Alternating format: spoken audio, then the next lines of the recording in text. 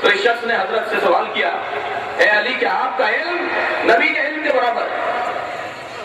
تو حضرت کے پیشانی پر بل آ گئی، فرمانے لگے ھذا لعاب النبی، میرا علم لعاب پیغمبر ہے۔ یہ شیعی سالم عقیدہ ہے کہ علی مولا نبی مکرم کے شاگرد، وسیع جانشین، خلیفہ اور مولا کائنات، امیر المومنین، نبی کے معتمد خاص۔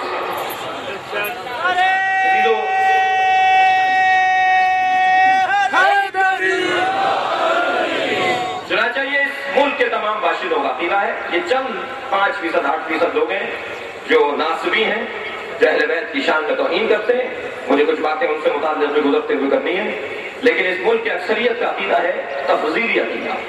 وہ سنی مسلمان اور شیعہ مسلمان سب علی کو بعد از پیغمبر سب سے افضل جانتے ہیں، اور اس مجلس کے توسط سے میں یہی پیغام عام کرنا چاہتا ہوں کہ جو صاحب فضیلت ہو وہی صاحب امامت ہوا کرتا ہے، وہی سربراہی کے لیے ہوا کرتا ہے۔ لہذا میں صرف چند افراد کا حوالہ دوں گا تاکہ میری بات مسترد ہو جائے۔ ہندوستان کے ایک بہت بڑی درگاہ اور بہت بڑا نام خواجہ اجمیری کی درگاہ، اور ان کے سجادہ نشین خواجہ حسن نظامی اول ثانی، خواجہ حسن نظامی ثانی ہندوستان کے ایک اجتماع میں جو یوم حسین کا اجتماع ہے اس میں خطاب کرنے کے لیے آئے، تو لوگوں سے مخاطب ہو کر کہتے ہیں بھائیو یہ غلط فہمی نہ ہو کہ میں شیعہ ہوں، میں سنی ہوں، مگر خواجہ صاحب کہہ رہے ہیں میں سنی ہوں مگر میرے خاندان کا اور میرا عقیدہ یہ ہے کہ اگر بعد از پیغمبر کوئی صاحب کمال ہے تو علی اور اولاد علی۔ اور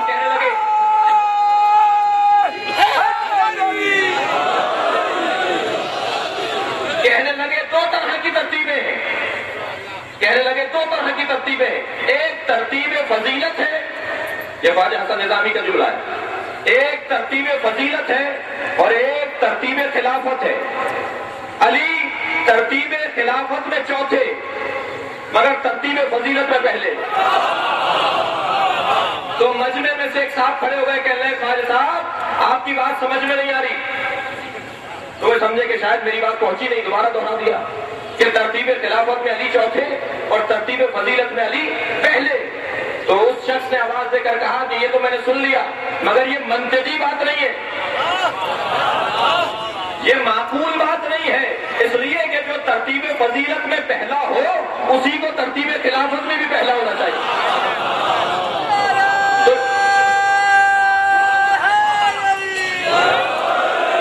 وہی ترتیب خلافت میں بھی پہلا ہو جو ترتیب فضیلت میں پہلا ہے۔ تو مفتی صاحب نے ایک مرتبہ، خواجہ صاحب نے ایک مرتبہ جواب دیتے ہوئے کہا کہ تمہیں 1,23,999 پیغمبروں کے بعد آنے والا ترتیب فضیلت سے پہلا دکھائی دے گیا، اور 3 کے بعد چوتھا آنے والا صاحب فضیلت دکھائی دے دیتا۔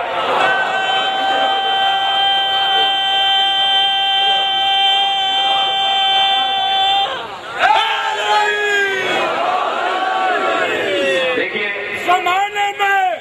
چرچا حسین کا ہے، آج بھی زمانے میں چرچا حسین کا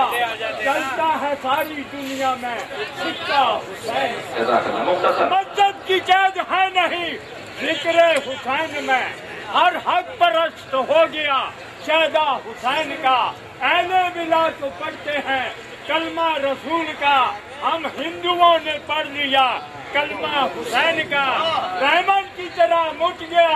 دنیا سے تو یزید، لیکن دلوں پہ آج ہے قبضہ حسین۔ اس میں کلام ہے نہیں کہ ہم بت پرست ہیں، آنکھوں سے اپنی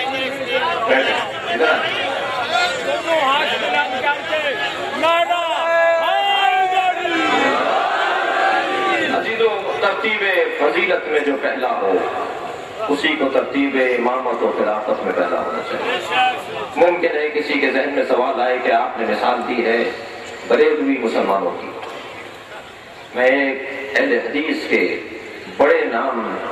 کی ایک کتاب کا حوالہ دیتا ہوں، اور وہ ہے مفتی شاملی۔ اسی شہر میں انہیں مار دیا گیا،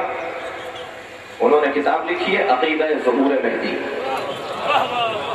جو ان کی زندگی میں کئی مرتبہ چھپی اور ان کی زندگی کے بعد بھی کئی مرتبہ چھپ چکی ہے۔ امام وقت کا عقیدے کو بیان کرتے ہوئے پہلے صفحے پر لکھتے ہیں کہ یہ مسلمات اسلامی میں سے ہے کہ آخری زمانے میں جو دنیا کو عدل و انصاف سے پر کرے گا،